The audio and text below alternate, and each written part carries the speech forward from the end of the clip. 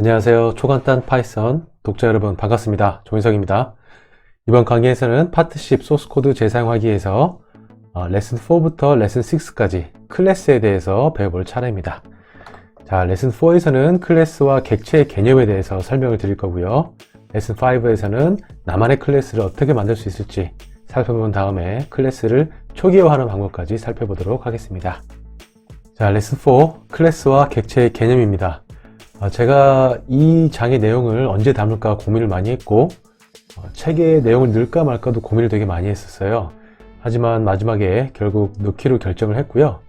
클래스랑 객체의 개념을 자세히 알려면 굉장히 긴 시간 동안 설명을 드려야 되는데 기본적으로 알아야 하실 부분에 대해서만 간추려서 간단하게 설명을 해 보도록 하겠습니다.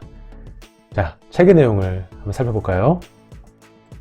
자, 앞서 배웠던 함수 같은 경우는 동작, 즉 어떤 행위를 어떻게 할 건지에 대해서 데이터 처리를 어떻게 해야 될지에 대해서 명시해서 재사용하는 것이라고 볼 수 있습니다. 클래스 같은 경우는 그 행위와 동시에 데이터까지 같이 저장을 하는 개념이라고 보시면 돼요. 지금까지는 어떤 변수라든지 데이터를 함수에 집어넣고 반환되면 바로 사용하고 그 다음에 어떻게 될지에 대해서는 크게 고민하지 않았었는데 이번에는 데이터도 같이 저장을 해서 나중에 재활용을 할 수 있다라는 그런 용도로 사용된다고 생각하시면 되겠습니다. 자, 그래서 클래스는 여러 개의 변수 그리고 함수들을 모아서 재사용할 수 있는 기능을 제공하는 것입니다. 자, 클래스와 객체의 차이에 대해서 설명을 좀 드려야 되는데요. 제가 이 그림을 한번 그려봤어요. 저희가 책을 만든다고 가정을 했을 때 보통 조판이라는 것을 만들게 되죠. 조판을 가지고 인쇄를 해서 책을 만들게 됩니다. 그래서 조판은 일종의 템플릿이라고 얘기할 수도 있고 어떤 틀이라고 생각하시면 돼요. 이 틀은 한번 찍을 때 동일한 것을 양산해내는 그런 껍데기라고 보시면 됩니다. 이 껍데기에다가 실제로 데이터를 넣고 어떤 행위가 동작할 수 있게끔 정의를 하는 것이 바로 객체라고 보시면 됩니다. 여기 보시면 클래스가 조판이고요. 이 클래스에 의해서 생성된 프로그래밍 랭귀지에서는 인스턴스화 되었다고 하는데 생성된 것을 객체들이라고 얘기를 합니다. 그래서 객체의 특징은 각자 독립적으로 활동을 하고 있고요. 메모리상에 상주를 하고 또 유니크한 아이디 같은 게 있습니다. 그런 것에 대해서는 자세히 아실 필요는 없을 것 같고요. 클래스와 객체에 대한 차이점만 명확하게 이해하시면 되겠습니다. 자, 그럼 나만의 클래스를 어떻게 하면 만들어 볼 수 있을까요? 일단 어떤 클래스를 만들지에 대해서 고민을 해봤는데 클래스 북 리더라는 것을 만들어 볼 겁니다. 여기 보시면 속성의 name이라는 것이 있고요. 메소드에 보시면 readbook이라는 게 있죠. 자, 클래스 북 리더는 책을 읽는 사람을 뜻하고요. 책을 읽는 사람의 이름이 있을 거기 때문에 그 이름을 데이터로 속성에다가 저장을 할 거고요. 그 사람이 책을 읽는 행위를 함수에다가 정의를 할 겁니다. 클래스 안에 있는 내부 함수이기 때문에 메소드라고 부르는 거고요. 지금까지 여러분들 리스트나 딕셔너리에 있는 메소드를 많이 써보셨죠? 문법은 이렇게 됩니다. 함수랑 굉장히 비슷하다고 볼 수 있는데 함수의 def 대신 클래스를 사용하는 것이 가장 큰 차이점이고요. 클래스를 쓰고 나서 한 칸 띄고 클래스 이름을 적은 다음에 이 소괄호 기호를 열어서 클론 기호를 통해서 코드 블록을 시작하는 것을 보실 수가 있습니다. 이 코드 블록은 보통 여러 줄이 되겠죠. 이 안에 어떤 변수들도 있을 거고요. 함수들도 여러 가지가 있을 겁니다. 여기서 한 가지 짚고 넘어갈 게 자, 클래스 이름을 보시면 이 북 리더가 예전까지 만들었던 변수 이름이라든지 그때 썼던 장명 방법이랑 조금 다른 걸 보실 수가 있죠. 보통 소문자로 시작하는 것들 많이 썼는데 클래스 명만큼은 처음 시작할 때 대문자로 시작하고 이 문자들 사이사이마다 시작할 때마다 대문자로 하는 이게 낙타의 등과 비슷하게 생겼다고 해서 카멜 표기법을 따릅니다. 자, 클래스 이름을 지을 때 카멜 표기를 따라야 한다는 거 일단 말씀 좀 드리고요. 자, 그럼 이 북 리더를 실제로 작성을 해보도록 하겠습니다. 자, 소스 코드는 이렇게 생겼어요. 클래스 북 리더 선언하고요. name이라는 변수에다가 문자를 빈 문자를 지금 세팅하고 있죠. 그러고 나서 함수를 하나 선언을 하면서 프린트 문진 들어오고 있죠. 여기 재밌는 게 self라는 인수가 보입니다. 이 self라는 인수는 뭐냐면 클래스 안에서 정의되는 모든 함수는 첫 번째 인수가 반드시 존재를 해야 되고 self라고 이름을 반드시 넣을 필요는 없지만 관습상 그리고 관례상 모든 사람들이 self라는 글자를 쓰고 있습니다. 이 셀프는 앞서 말씀드린 객체라고 보시면 돼요. 클래스는 껍데기라고 말씀드렸죠. 이 껍데기에 의해서 객체가 생성되면 그 객체를 호출할 수 있는 인수가 바로 셀프라고 보시면 되겠습니다. 자, 소스 코드 작성해 보도록 할게요. 자, 클래스 북 리더에다가 소괄호 열었죠. 카멜 형태로 클래스명 집어넣고 소괄호 쓴 거 기억해 주시고요. 거기에 클론 기호를 넣어서 소스 코드 블럭을 시작한다고 말씀드리고요. 그 다음에 네임에서 스트링으로 빈 문자열을 선언했죠. 빈 문자열은 스트링으로 하셔도 상관없고 작은 따옴표 2개 이런 식으로 구현하셔도 됩니다. 그 다음에 함수 줄 거예요. 함수는 def로 시작하죠. def에다가 with 언더바 book 이런 식으로 할 겁니다. 그리고 첫 번째 인수로 반드시 셀프를 넣어줘야 된다고 말씀드렸고요. 자, 소스 코드 블록 시작합니다. 셀프를 출력하는 함수를 하나 만들 거예요. 뭐라고 할까요?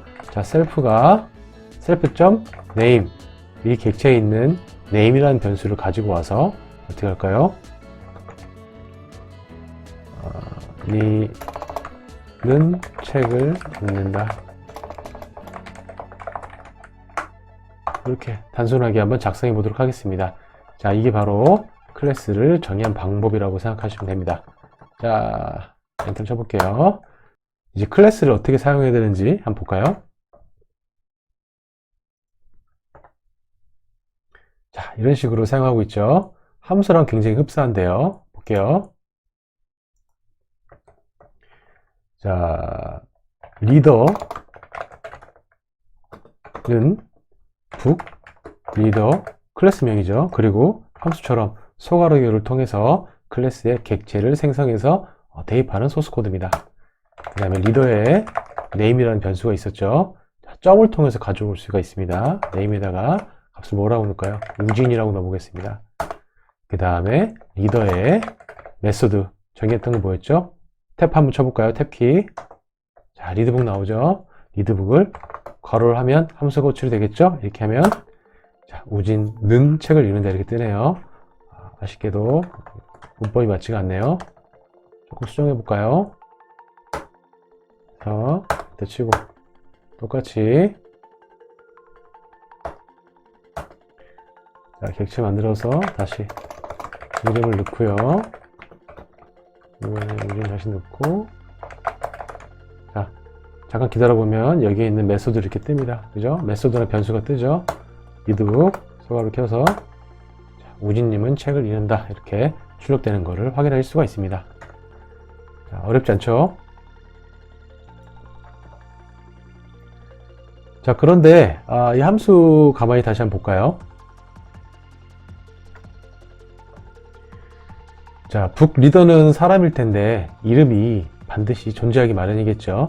그래서 저 같은 경우는 이 함수를 선언을 할 때 이렇게 선언을 했죠. 선언을 할 때 여기다가 인수로 이 친구 이름을 입력받는 형태로 소스 코드를 작성하고 싶다고 해볼게요. 그럴 경우에 사용할 수 있는 특수한 메소드가 있습니다. 그게 바로 이 책에 나와 있는 init이라는 메소드예요. 요거 제가 한번 해볼게요. 자, 똑같은 코드 엔터 쳐서요. 나온 상태에서 소스 코드를 변경해 보도록 하겠습니다.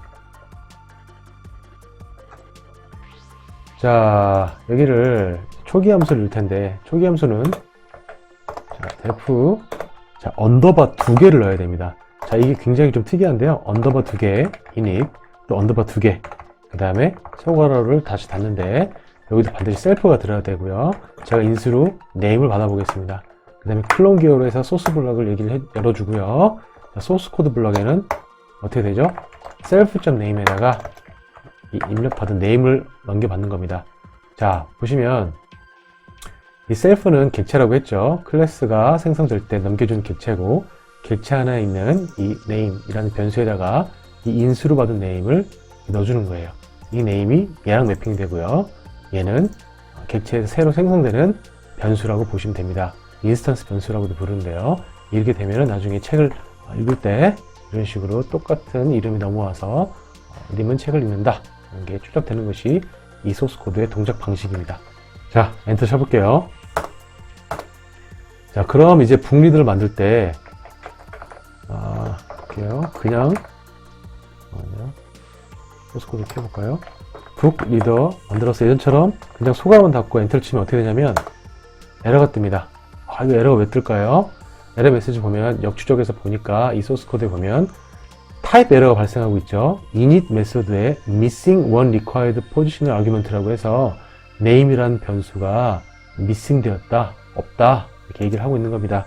그래서 이렇게 초기 함수를 넣은 경우에는 반드시 여기다가 이름을 반드시 넣어줘야 됩니다. 이번에는 누구라고 해볼까요? 심이라고 해볼까요? 엔터를 쳐보면 에러가 나지 않는 걸 확인할 수가 있죠.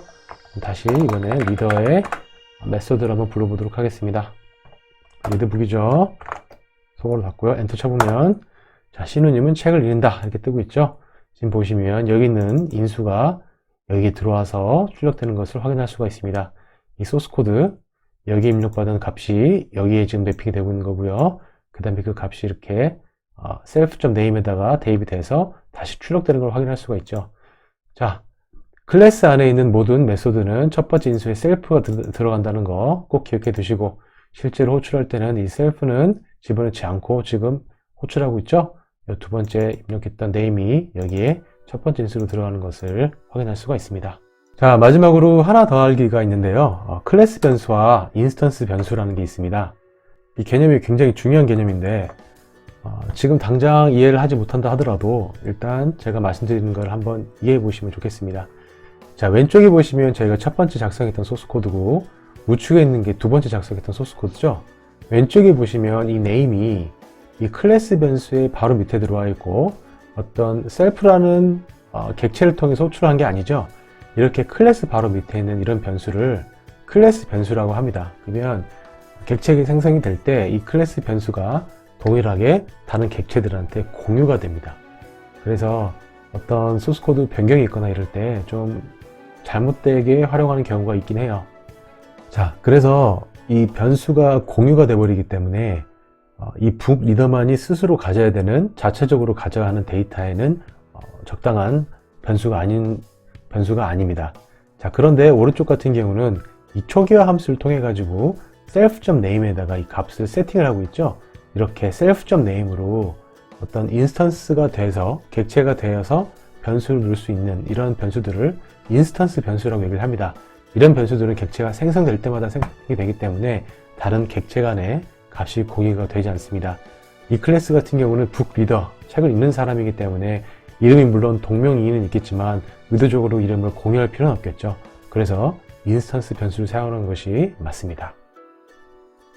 자, 이번 장은 짧게 이렇게 마무리해 보도록 하겠습니다. 이번 장에서 클래스의 개념을 배워봤고요. 클래스를 어떻게 만들 수 있는지 보여드렸죠. 자, 클래스는 함수와 또 어떤 데이터를 같이 저장할 수 있는 개념이라고 했습니다. 그래서 클래스 안에는 속성과 메소드들이 존재한다고 말씀드렸죠. 그래서 어떤 데이터와 행위를 동시에 저장했을 때 클래스를 사용하면 좋다고 말씀드렸습니다. 그리고 클래스를 생성을 할 때 강제로 초기화할 수 있는 방법도 설명을 드렸죠. 그러면서 클래스 변수와 인스턴스 변수가 있다는 것도 언급을 해드렸습니다. 자, 다음 시간에는 모듈과 패키지에 대해서 알아볼 차례입니다. 제 다음 강의 업데이트 바로 받으시려면 제 채널 구독 부탁드리고 모든 알람 허용에 체크 부탁드리겠습니다. 그럼 다음 시간에 뵙겠습니다. 고맙습니다.